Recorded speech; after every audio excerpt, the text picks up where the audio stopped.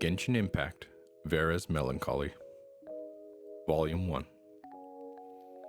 I don't think the world is monotonous. It's just that interesting things happen in faraway galaxies. The great adventure of Vera, an ordinary girl always fascinated by distant lands, secretly begins. Endless days in infinite worlds. There are times when I think to myself, there's nothing to do in this tiny village. What a dull place to live. This wasn't the first time that Vera had complained about her hometown, the small country village of Delphi. Her frown eased slightly as she lay on the hillside near the village, eyes closed, feeling the breeze of the early summer. Then where in this world would you not consider dull? Her buddy Sachi asked curiously. Vera sat up and leaned forward. I believe in the other side of the starry sea is a planet inhabited by gods who can answer all prayers and wishes, and everyone bearing a wish is on a journey to get there. I believe in our universe there is a world currently in war against Doomsday, where the noble and elegant souls of 14 Valkyries burn bright, if only for a brief but magnificent moment. You've been reading too many of those weird fantasy novels. But this village really is dull. When was the last time anything fun happened here? Funny you should say that. A new family did move into our village recently. Novelty and fun aren't the same thing. Despite what she had said, Vera decided to pay a visit to the newcomers. Sachi, however, remembered his family's rules and walked back home for dinner.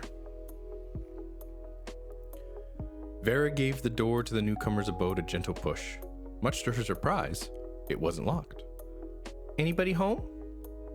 No sooner had the words left her mouth than the living room cupboard doors flew open and out jumped a black-haired boy wearing glasses. He was followed by a tentacled blue slime. Make way! Tal, why did you let a stranger in? The black-haired boy gently pushed Vera out of the way and picked up an axe by the door. You leave me with no choice. Since you've seen everything, there's only one thing for it. Thus began the biggest crisis of Vera's life. Volume 2. Everything's just boring. Everything all the time. It's not depression, it's just reaching the age of 14. So begins Vera's adventure. My backyard is slightly bigger than the entire universe. All I can do now is ask you to help me. The black-haired boy who called himself Ike handed Vera a kitchen knife. He walked back to the cupboard and began slashing at the tentacles frantically. Come and help me close this door. If a tentacle starts attacking you, use this kitchen knife to defend yourself. Ike's glasses were now covered in blue slime. Hurry! We can't let this evil demon cross into Delphi. Upon hearing his words, Vera helped Ike close the door. While they were pushing back the tentacles, Vera accidentally stabbed Ike twice in the back. Thankfully, Ike's healing spells were quite potent. I shall explain to you everything. I'm in fact over 1,000 years old, and this door is the gateway to anywhere in the universe. That tentacle monster is an old one from the large Magellantic cloud. I went there to get something. Ike was covered in slime from head to foot by this point. He wiped his glasses with Vera's dress as he spoke. Is there anything else you'd like to know? Who's Tal? Vera didn't seem to mind. An evil spirit that resided in the man-devoured castle.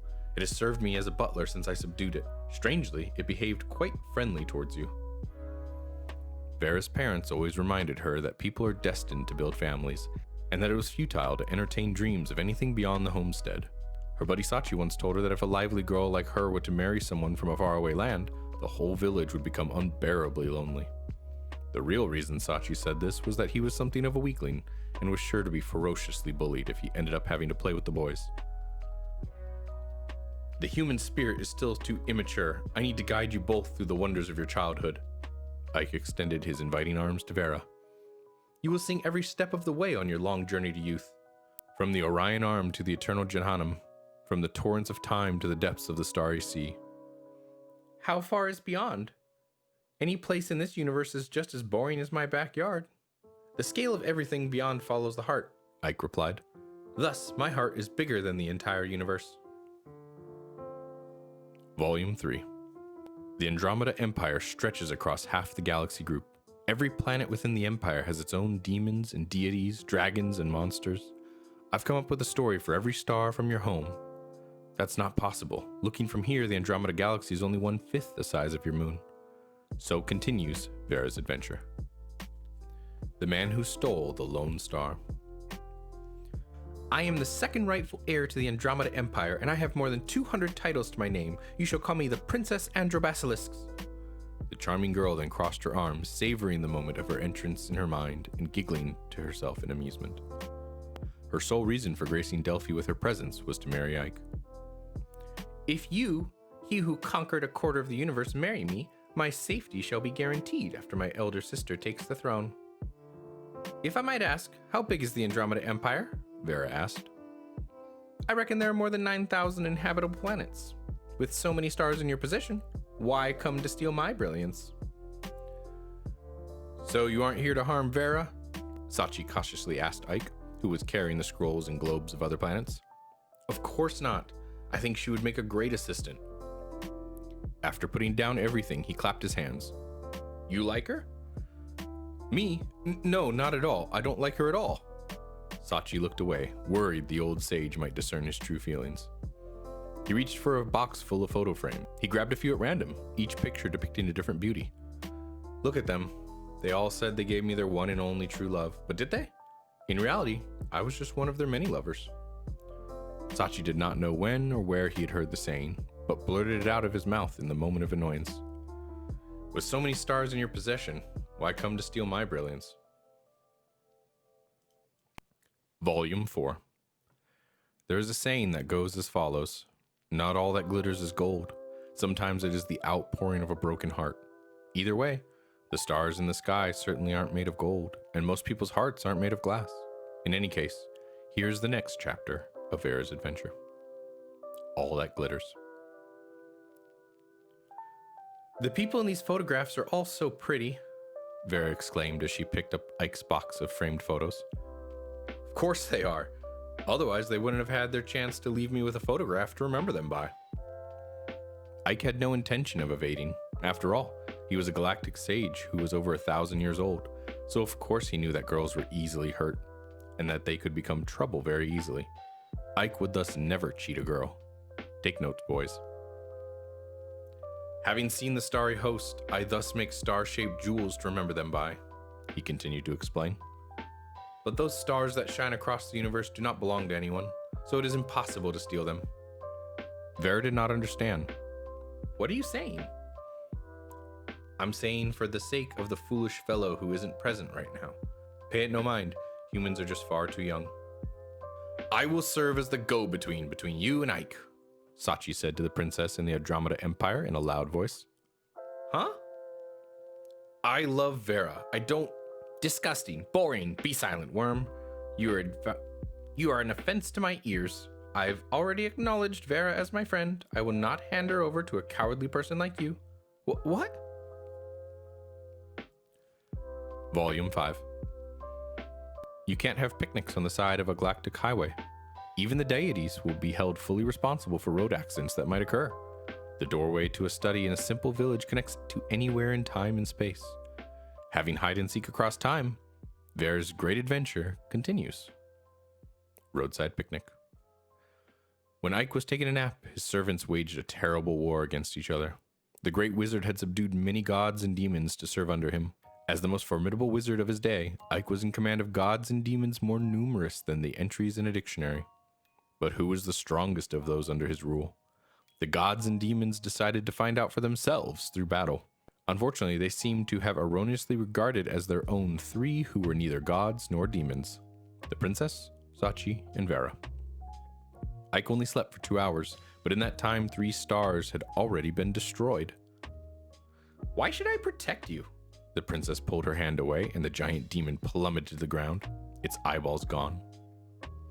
The dominant race of the Andromeda Empire may look lovely and sweet, but on their palms grow 2 special mouths, which they use to devour the eyeballs of their lovers and those they vanquish.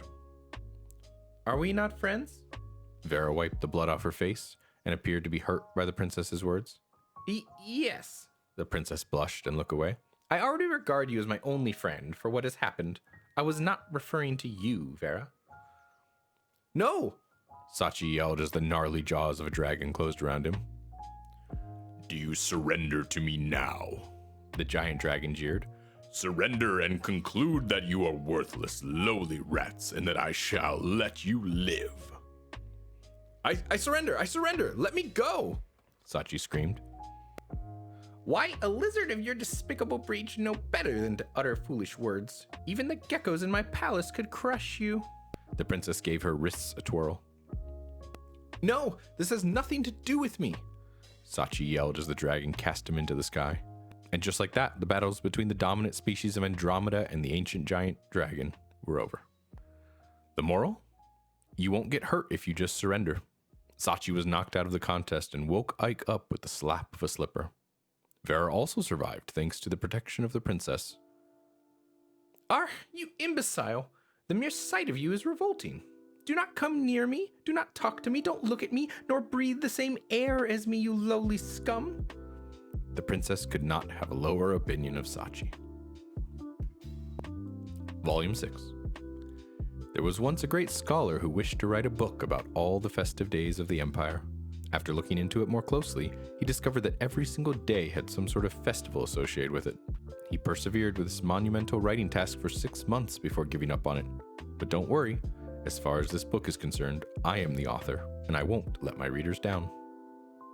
For every season. Though things had indeed happened, there were occurrences on a galactic scale. Now, something more mundane was about to happen. The date of the town festival was drawing near. I suppose it's finally my turn to introduce you to this small town then, Vera said as she served the princess and Ike her very own braised dishes. After all, those things they had encountered on the galactic escapades had to be explained by the princess and Ike. If there was any knowledge Vera had to present to them, it was the knowledge of her hometown. Afterward, the great king's first messenger, the brave knight Huffman, strode west across 2 continents, crossing great oceans and rivers. As for the imperial sage, the witch from the east, she passed by her hometown on a road eastward, and then came by the land of Nether. Thus, they finally met here. Huh. Is that so? How interesting. Though she was trying hard not to let Vera notice that she did not, in fact, care for the story at all, the princess's acting skills required some work. So that can only mean that this place is on the polar opposite side of the world from the great king's capital, right? Ike said, commenting on a seemingly unimportant aspect of the tale. That's true if you think about it. Vera rubbed the back of her head with a crooked smile. I've always said I want to leave this, but in the end, I discovered that this is the place I'm most familiar with. Having come to this realization on the eve of the town's anniversary, Vera began crying right in front of Sachi's eyes. You numbskull, you made Vera cry. The princess made her entry with a flying kick, sending Sachi hurtling away. Volume 7. In the star clusters at the outer reaches of the universe, habitable planets are few and far between. For this reason, the region is a playground of space captains and pirates alone. With this being the universe, though, there's no port and starboard in the traditional sense. Out here, starboard means whatever side of the spacecraft is oriented towards the star you're using for navigation. Lose yourself, and especially your sense of direction, in this next chapter of Vera's starbound voyage. Galaxy Wars. Reigniting a sun is not difficult, but I don't think the Andromeda Empire would like to see that happen, Ike said to the panicked Vera. Do you mean that the princess has kidnapped Sachi?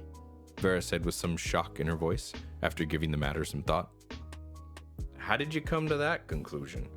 I'm saying that only the Andromeda Empire would be capable of kidnapping you and the princess. Ike then turned to face the innumerable lives that dwelled within the galaxy.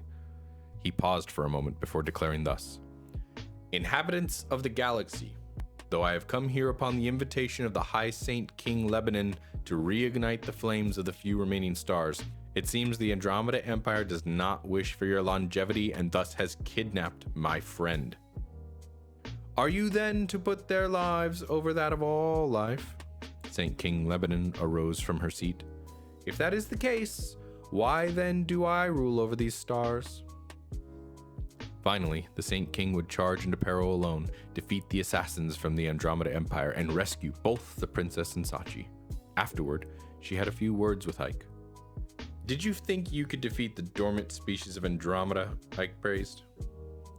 They're a strong and hardy race. I suppose it's true that you defeated the Holy Dragon en route to becoming the Saint King. I am in fact that same holy dragon. I fused with Lebanon's flesh and blood and now act according to her wishes. Huh? Ike was a little shocked by this. Ah, yes, is that the person the second princess is fond of? When I barged in, they were... What? Now that was a much bigger shock for Ike. Volume 8. Of course, boys aren't invited to the girls' slumber party. Girls are sacrosanct, like the gods of the Golden Age. Vera, the princess, Saint King Lebanon, and alpha female of the galactic swarm, shall talk deep into the night. The girls themselves. I said it was a misunderstanding. She was about to eat me, Sachi explained. I don't think she was intending to eat you, Ike said, pushing his glasses up. The dominant race of the Andromeda Empire have organs on the palms of their hands that allow them to capture and consume eyeballs. I've seen it before. It looks like some sort of lamprey. Sachi shivered a little as he said the last word. Let me finish. Ike wanted to touch his eyes, but wound up pressing his fingerprint into the glasses. Taking his glasses off, he touched his left eye. Their practice of eating eyeballs has two meanings. Submission, he touched his right eye, and love. Sachi began to rub both his eyes, thinking about which it was back then. Whatever the case, I don't think the princess really understands the difference. Those who submit to her, those things she conquers, those who love her, they're all the same to her. People can't hurt her in an imperial succession battle. Huh? No wonder those Andromeda Empire assassins kidnapped her. Two birds with one stone, eh? I'm not getting involved in the succession wars. I can only help you support her better. Hey now, we're not like that. I mean, doesn't she hate me the most? And what were the girls talking about at this very moment? That may yet be an eternal mystery. Volume 9. Vera is so beautiful, like a shining star in the universe, but boys at this age are always more petite than girls of a similar age. Childhood must be let go of, welcoming the coming of adolescent years. It's not too late to think about it now. Real melancholy finally hits Vera. Death awaits in abyssal waves. As Vera and Sachi grew up, the chemistry between the four changed in subtle and inexplicable ways. Enough with excuses, Sachi said to Ike. Vera will not cease pursuing you, even if you never reciprocate her feelings. Ike was a symbol of a faraway land. He stood for the unknown, for that which was waiting to be discovered. A brave bird would never nest there, but would be forever adrift in the winds of admiration. Ike retorted, no matter which way you look at it, being 1,000 years old makes you an elderly person. Then we're well matched in age, the princess merrily chipped in on their conversation. When Sachi finally mustered the courage to declare his love, he met with the most dreadful fate. Remember the ancient sword that Ike and Vera received from the old ones when they first met? It was what Ike needed to propel destiny forward. But now, Vera had her finger slit by its blade, and malicious ancient virus sapped the life out of her. This is all your fault! Sachi grabbed Ike by the collar. If the tragedy had not happened, Ike would have laughed it off, for he was a gentle soul. But this time, he slapped Sachi's hand away. Don't you know how to rewind time? Please do it to save Vera. Even the princess begged. You don't understand. Only the future can save the past, not the other way around. Ike bit his lip until blood came flowing down. A local myth speaks of a silver age when people enjoyed a seemingly endless childhood that could last up to 200 years. This only made their short maturity a pain to bear. To the others, childhood was long gone, but youth was forever beyond their reach. To be continued in Vera's Melancholy, without Vera. Volume 10. It's enough. Let's go home. The furthest place I've dreamt of is the Delphi where you are. Though the explanation is delayed, you should know that Delphi is the center of Greek mythology. Vera's Melancholy, the perfect ending. Or is it?